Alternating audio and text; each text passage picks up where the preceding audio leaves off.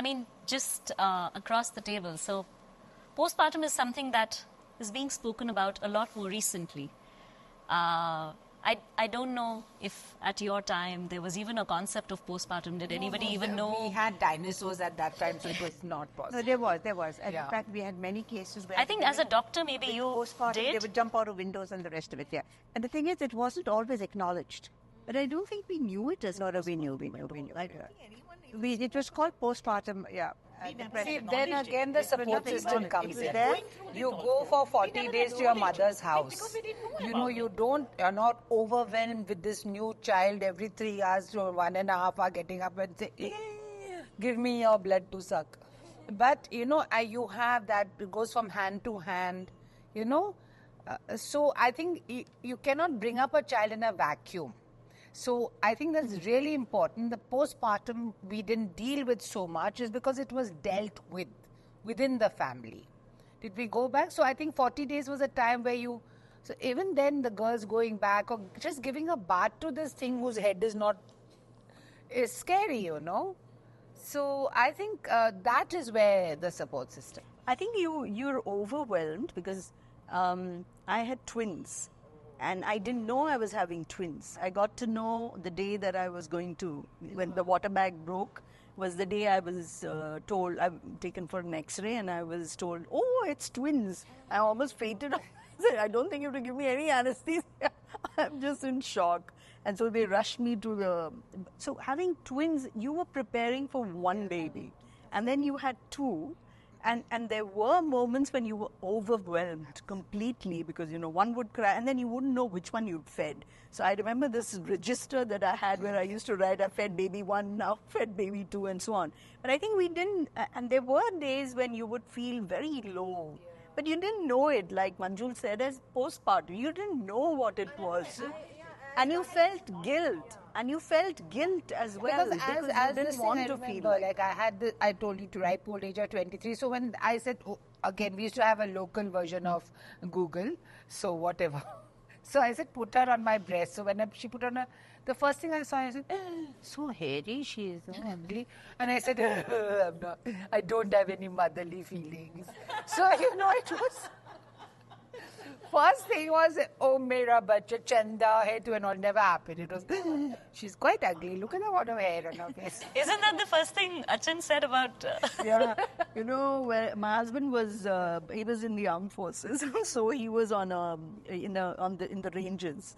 And his commanding officer told him, okay, you've got 2 of them. And obviously, he was also fainting with shock because he was expecting only 1 baby. And then the moment he came to the hospital, obviously they were underdeveloped. They were small babies and they were premature. He came and he looks at them and he says, they look like monkeys. I was so offended. So, well, I think it has existed all through. Some knew it. Now there's a lot of talk about it. There's awareness about it. And I think there was a generation which didn't even know. They knew, but it wasn't acknowledged. It was, I think, was dealt with. You don't need to Google everything. You don't have to doctor. Like now the doctor says, no, like things which I think that time just weren't there. But one thing in mind: Google doesn't always give you the right. Yeah, absolutely. It says. Into who you are. My doctor always says, no, please, like, have more respect for my medical degree than your Google degree. I think both of us very much relate to that as well. Yeah. The questions we get. I'm sure no one does this well. There's so many people saying, but doctor, my Google said. Never mind, I always got, but you're a doctor and you've got 6 children. So great. Ma, this is for you. Baby bump to new body. We obviously go through many changes with motherhood. Acne, stretch marks, pigmentation, hair loss. What kind of changes did you experience, and how should the young mothers of today go about some of these? While there is a body change, there is a change to the way you look in terms of your face and your hair. So what was your journey like, and what's your advice? I think we were very different, you know. We were not exposed to so many things. And we were very content with what we had. It was like that. Life was beautiful. So changes were happening. You are wondering what is happening to you. At Sahil's time, it was like I'm putting on 1 kg every day. I was, my gynecologist used to ask me, ki, what is happening? It's not a twins, but it's a small baby elephant is coming out of what? I had put on so much of weight. But I was never bothered. I was never bothered because maybe at that time your exposure to media was very little. Yeah, if at all. Whatever you are hearing only from your family, and they are always trying to protect you. They will never say anything adverse to you. And hormonal changes happen. So severe acne, getting pigmentation, those butterfly patches, all that is very common. Fortunately, I never had those kind of concern, but it always happens to people, and they are curable, right? I'm so happy to see the new generation because they immediately start taking care. They never wait for the damage to be done. That was our time when we waited and we said, okay, maybe after the pregnancy we will be okay. And they left, our generation people, they left that skin like that only. So they were finally getting pits and marks and deep marks and pigmentation and all that. These days, 1 or 2 acne, girls are immediately to the dermatologist or to the salon where proper treatments are there. So I'm very happy that things have changed. Girls are aware of it and they really want to take care of themselves, and they are not damaging their skin in a long way. They are taking care of it. It's a most wonderful thing. And putting on weight, it's a very, very common thing. Again, I will say that even at our time, that awareness was there. So after Swati, if I had put on weight, in 10 months' time, they said that after cesarean, you should not be doing exercise for a few months. But within a year, I had joined yoga. And in next 1 year, I had lost all the extra weight. So I think that education was always there, that you should not be living with the extra weight. So I think, as you girls rightly say, it's all about the health. No, it's like getting back, and I think more and more awareness comes in. But like, you can never get back because you have changed.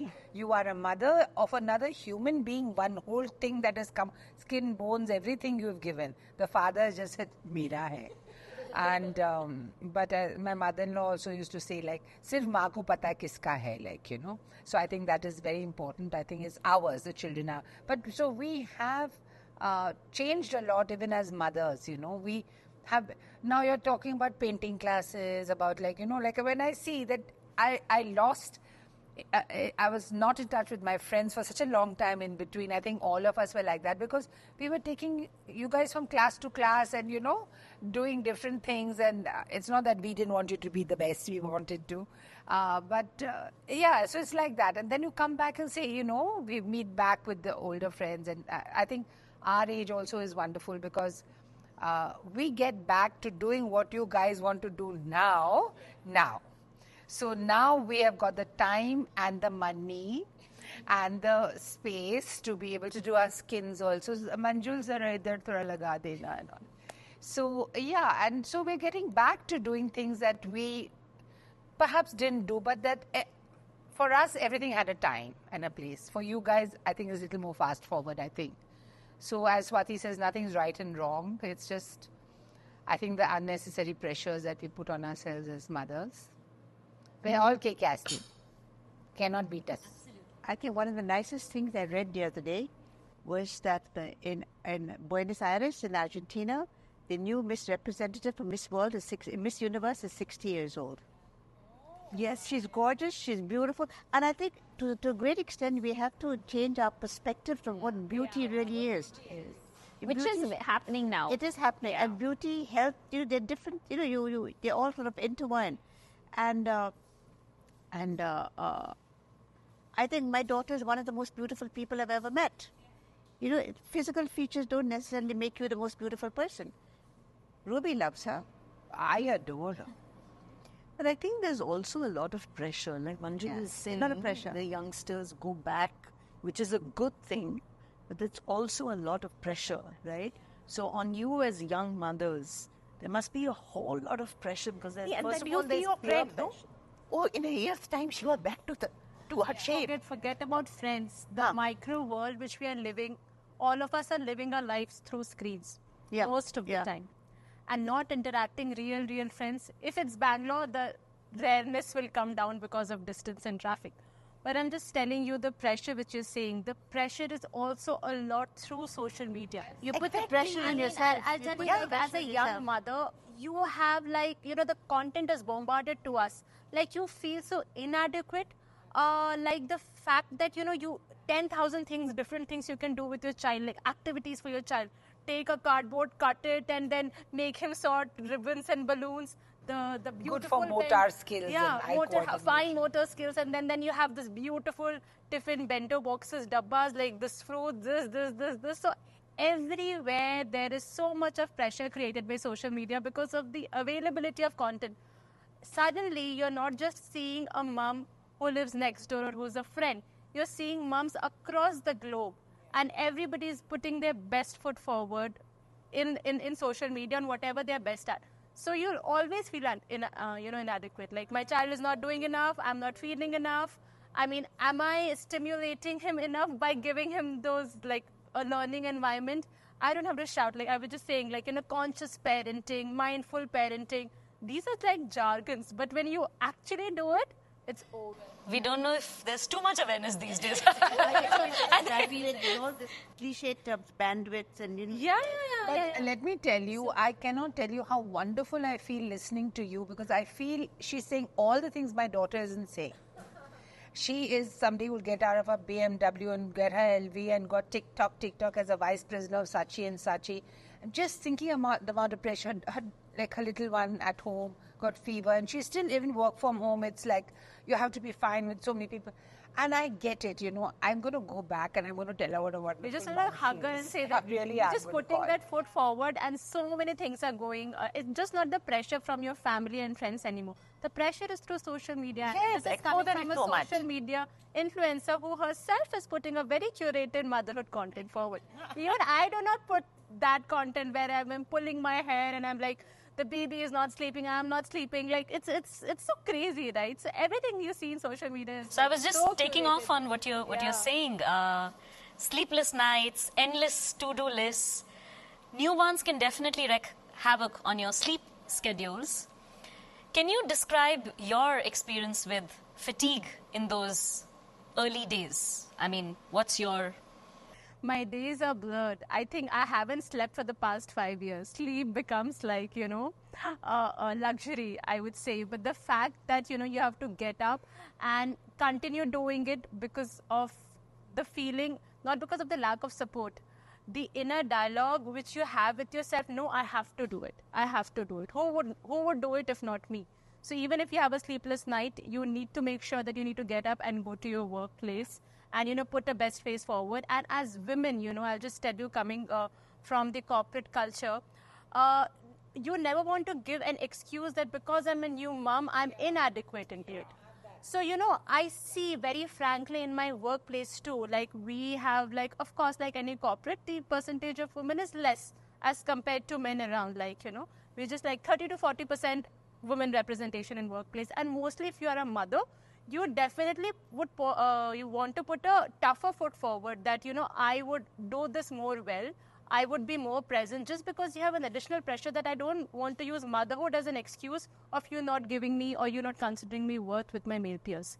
So motherhood, I think for now, I mean, in this generation is also about, that battle which you're fighting in your home. And then again, there's a battle that don't think that I am not worthy enough because I have another role.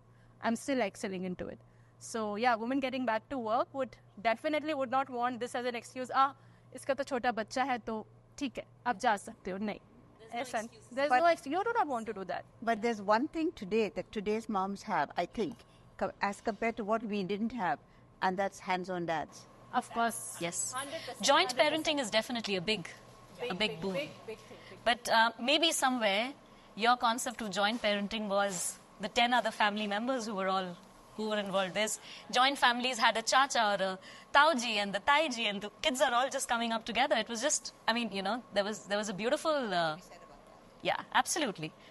So the question is to you actually, Aloma, you have created the joy of parenthood for couples who for various reasons have struggled with the experience of becoming parents. Is there an advice you want to give to young mothers who put themselves through a fairly harsh set of treatments just to conceive with that mera khoon, mera blood, nothing like my own? I mean, what's your take on that? Actually, we have many couples who come to us, and what has happened is they've been through several sessions of IVF, which is extremely expensive also. And they've been through not just IVF, but through family members' advice and everything. And my advice to all of them is, yes, go through the treatment, but set yourself a target. I will do it for 2 years or 1 year. And if nothing happens from there, I move on. You may move on and say, I move on, and that's fine. Perhaps this is what was planned for me all along, no kids. Or I will adopt a child. But you have to move on. You can't go on and on and on because having one treatment after another is extremely traumatic. And many couples say, thank you for telling us that, because that's what we're going to do. And many couples will say, okay, now we're going to adopt a child. We've done everything. What if we have a biological child in between? I said, so be it. Then you have 2 kids. Yeah. Then you have 2. And another question that I've been asked very often, but if I adopt a child and if I have a child, will I love both equally? And I've always said love is a decision. You mean you decided to love your husband the first time it was you saw him in some sitting room with all the aunts and uncles sitting around. And love is, like I said, a family's relationship. It's not necessarily blood. It is not blood, it's relationship. And I've had people who say, oh, but I don't think I believe you. I say, you haven't had the same experience that I've had. So I know. But I think all the youngsters now, like my daughter included, I'm glad she had a baby. But she said, Mom, listen, if you think, I'll just kindly say nicely, no, not a nice, maybe you'll be a little older, So she said, I will freeze my eggs or I will adopt a child. I think my son is gay, he's definitely going to adopt a child. But I will have to talk because he cannot adopt a child for me. It has to be his. Excuse me. Mom's there. No, I'm just going to leave it to Mom. No. Excuse me. But I think here I would like to say one more thing. Like I've told couples, maybe you can decide not to have a child at all. That's fine. And I respect people who make a decision beforehand. We don't want to have a child. Or we'll have a child. And if nothing happens, we'll continue with our lives without a child. That's fine with me. But the thing is, you must make your mind up beforehand. Instead of traumatizing yourself for months and years together. Great. Thank you. I think it's also the fear, right? This thing about an adopted child and a biological child, that fear that you have, whether you will give the same attention but and tell love. me something. Suppose they change a child in hospital, like they give you a wrong child, okay? After 2 months, they'll tell you, sorry, these 2 twins are yours, these belong to you. I will not give up. I will not give up. I may want the others also, but I definitely won't give up this. I think it's the whole process. I think it's also it's the bonding. It's a lot in your head, right? Yeah. At that point. So, Mom, my next question is to you. You obviously work closely with a huge workforce, and I'm sure a large percentage of that is women. What initiatives have been taken by you to make the environment a supportive one for a new mother, for somebody who's going to be a mother, for some of the challenges? Like, of course, she pointed out that you can't just say, "Oh, mera bacha," at every. But there's something to be given to a corporate who provides the support to a mother to make the journey somewhat easier. So what's your thought on that? So I think one of the things that we've been, as a mother myself, I think that came to mind that, first of all, let's celebrate her motherhood, right? So we did silly things. We have the moment the employee comes and tells us that she's going to be a mother, we give her a little pink badge. It says mom to be. And all security staff, all lift management staff, all housekeeping staff know the pink badge. And so how do they hold the lift for the person coming in because she's a mom to be? That's special attention and care. is given just to make her feel that we're all with you in this, So you're a mum to be, and we're so proud of you. We're celebrating you. And then we have baby showers.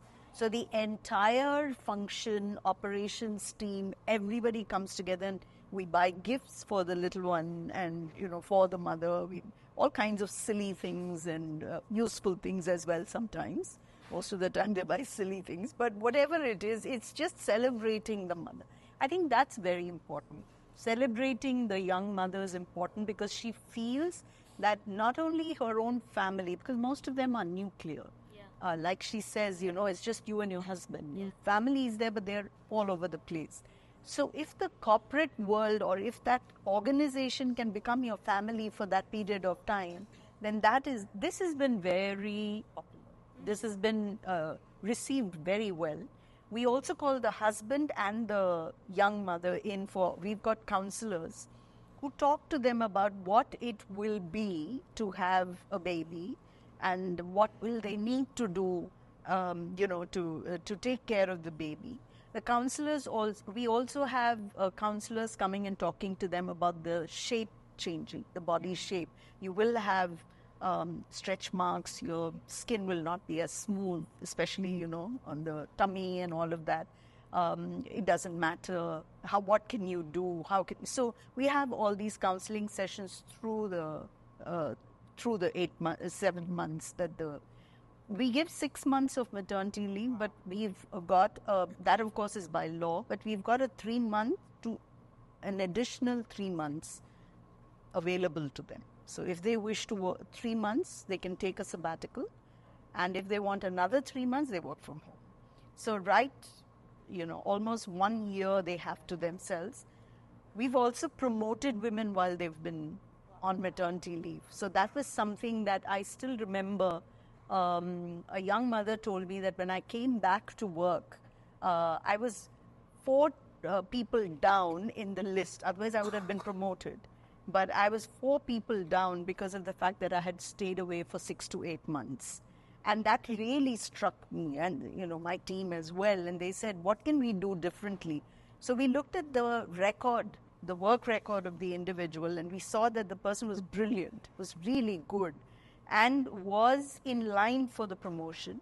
Then the moment she came back, she got that promotion. And it makes such a difference because the person just, you can literally see her growing in front of you, and that confidence that it doesn't matter. Now she comes back doubly blessed. She has a little one, and we don't have a creche, unfortunately, because our building is made in a lousy way. But we don't have a creche. So we take support from people, other creches around, but I'm not very satisfied with that. So we're not able to give them that kind of support. But what we do is we also call mothers and mothers-in-law, if we're available, to come to the office to talk to doctors. So we call gynecologists and pediatricians. So the mothers and mothers-in-law can also, be involved in the whole process. So little things, but I think it's made some difference. I can't say that we're there because it's an evolution. You keep doing things to make it better. They do come back with a lot of uncertainty. They come back with the feeling that with the baby at home, how would they? Yeah. So there's a lot of guilt. Yes, and there's a lot of guilt. So we have, again, we sit down and talk to them. So all the employee relations officers are trained to talk to young mothers and tell them, come and talk to us if you have a feeling that you've left your baby at home, your baby is not well. We for the first 3 months of the young mother, we give them a separate, for the entire 6 months, we have a separate car that drops her home because we don't want it to be crowded. So a lot of so little things, but blossoming mothers means blossoming children. Oh, absolutely. And the organization as well, because unless you have women who are contented, women who are feeling safe and secure, they're not going to give their best to the organization, and that's what you're there to help them do. It doesn't always work, I must tell you, but if it can work 80% of the time, I think we've done something.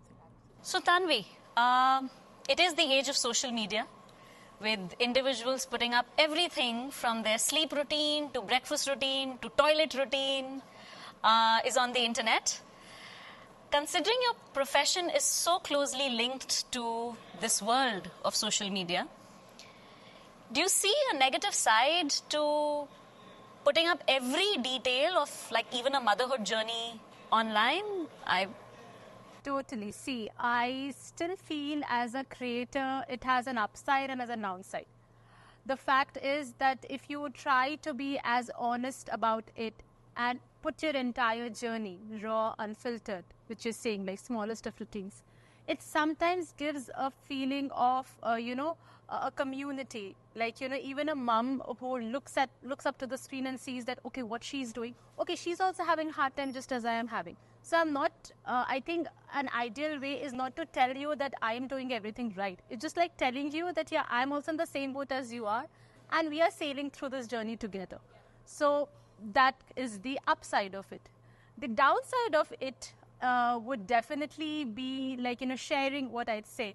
As I told earlier too, that people put in curated good things up on the screen. So sometimes that gives you a sense of inadequacy as an audience that, oh, wow, it's so perfect. Am I not doing enough? As I said, activities for your child, to curated dabbas, to you looking nice, fit-fat in a vacation, and your child also like happily posing. I mean, it feels like, oh my God, I'm doing nothing of this. So am I not a good mother? Like, I'm not doing enough. So it both has an upside as well as a downside. It's just like how you consume it. Sure, absolutely. And Ma, for you, I don't think anyone understands the importance of having a supportive social network as much as you do. So what advice do you have for mothers on the relevance of keeping friendships and a support group who always kind of has their back? Because I think so often you forget everything.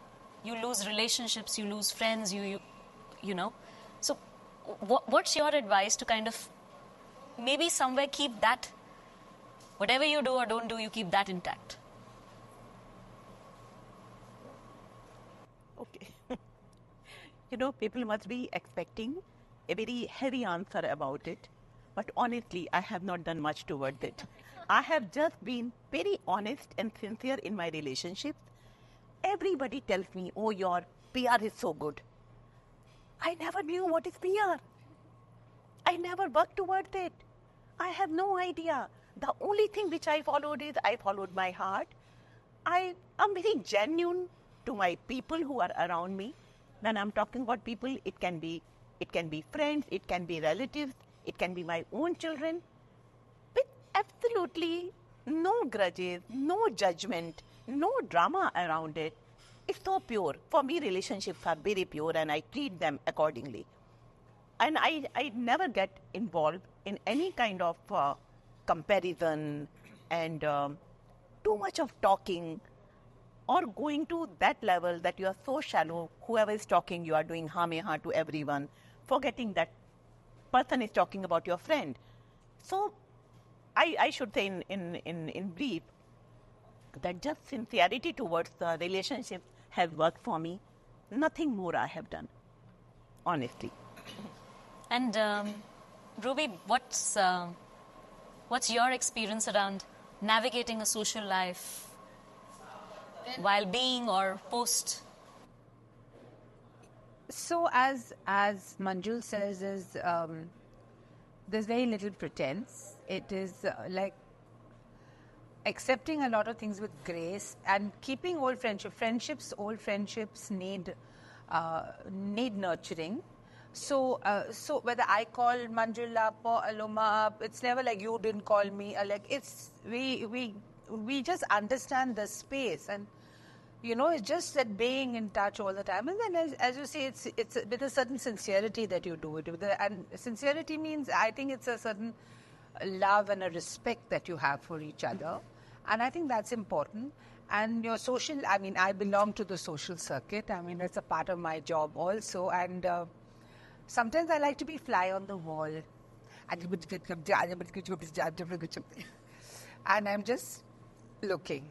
But I think it's you, yourself, how you keep yourself grounded, how you manage your relationships around you, how you know, I don't mind being called Imi's wife or like, you know, Adu's mother or like, and there's no ego involved with that. There's just a great joy in being with them. There's a pride I take because I was always a known figure even when my children were growing up. So I had to always take a backseat. My daughter was from Sophia like, why are you here? Go back, go back. So yeah, so it's like Khalil Gibran said, an oak tree and a cypress grow not in each other's shadow. So you have to give everybody that space, your friends, your loved one, your family, your relationships. And it's pretty easy. And I think if you're genuine and honest, Yeah. they always come back. Whatever your phase may be, they understand and they're there for you. When you need them, they're always there. So, they say self-care isn't selfish. It's often seen as a luxury, but not a necessity. I believe prioritizing our needs is crucial. Only then you can give it for your family. Amma, what's your thought on it? For the longest time, I didn't think that. For the longest time, I thought that everything I did had to be for the family, whether it was the immediate family or the extended family, because, you know, my husband comes from a large family, my mother comes from a large family. I may be the only child, but, you know, everybody else is plenty, and which is wonderful. But it also meant that you were constantly trying to be there for everybody. But I think the person who taught me to take care of myself is this young lady here. She's the one who actually showed me that path. I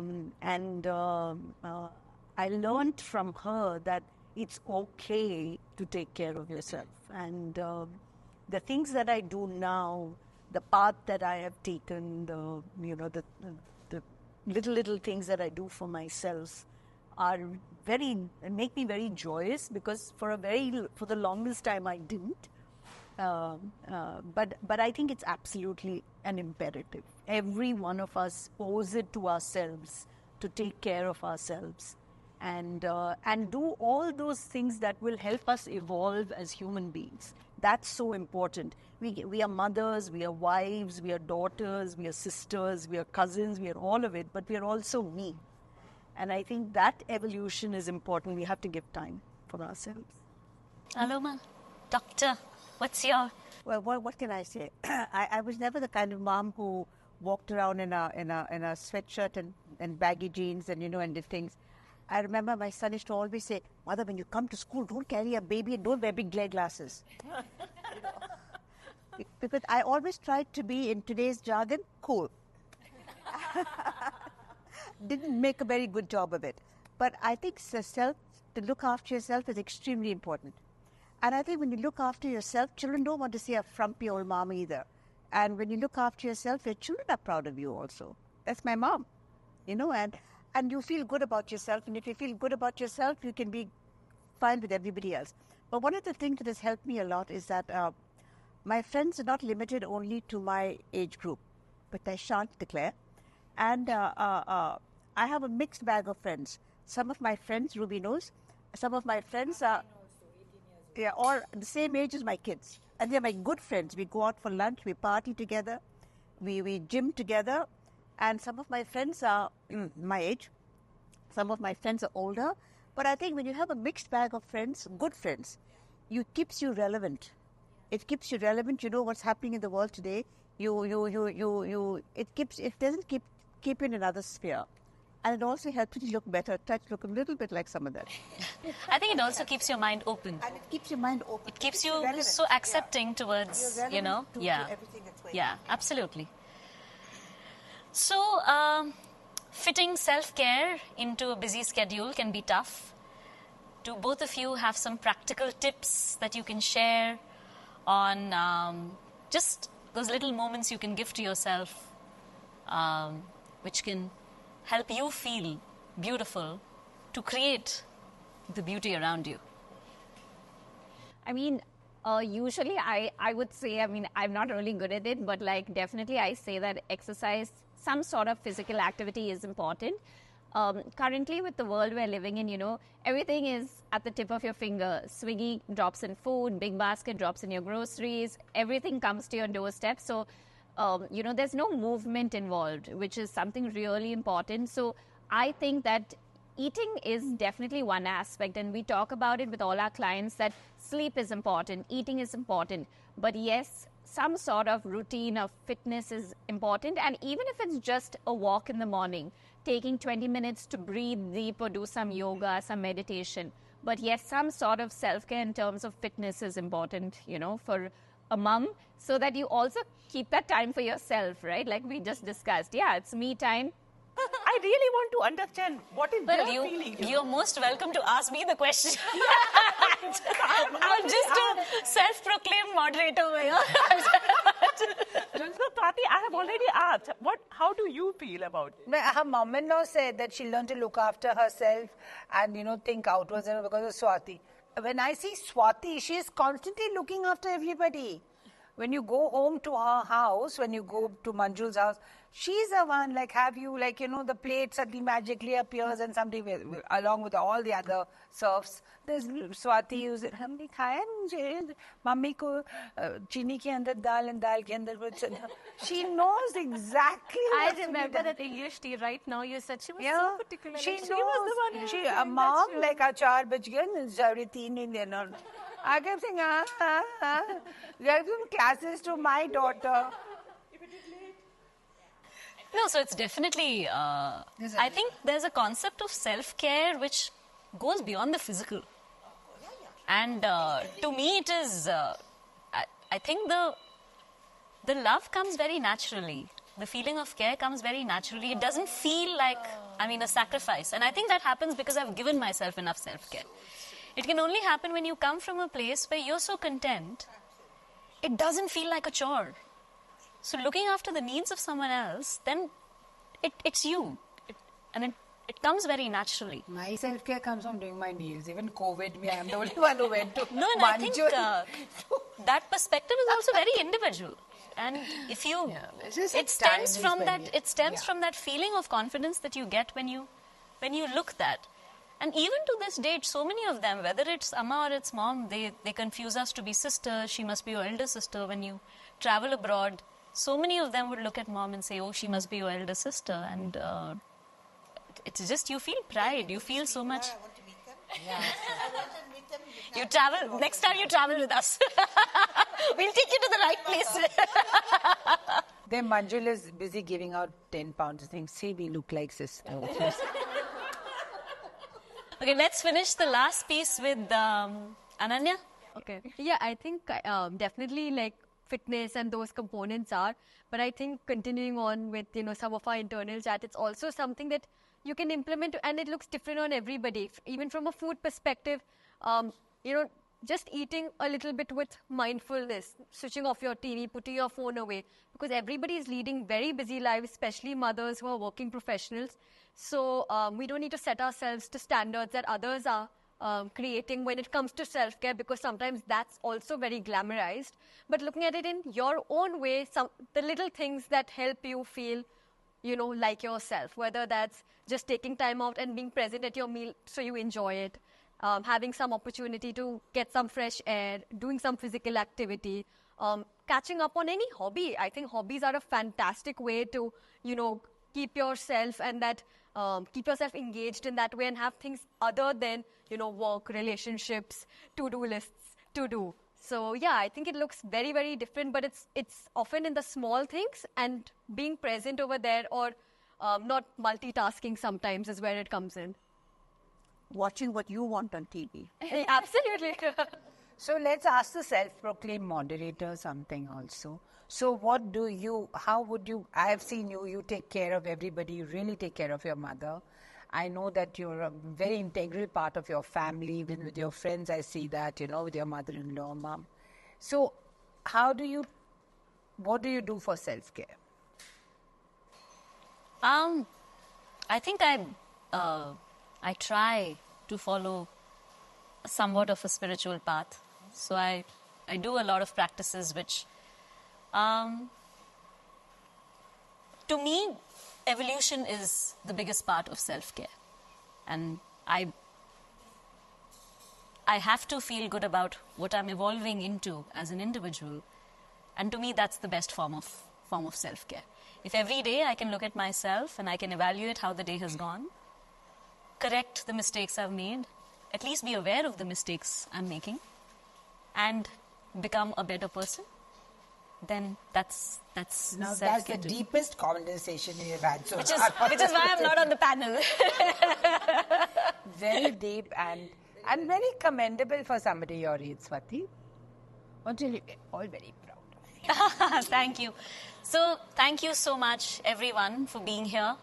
It's made for some nice banter. It's made for some really deep aspects, and it's made for.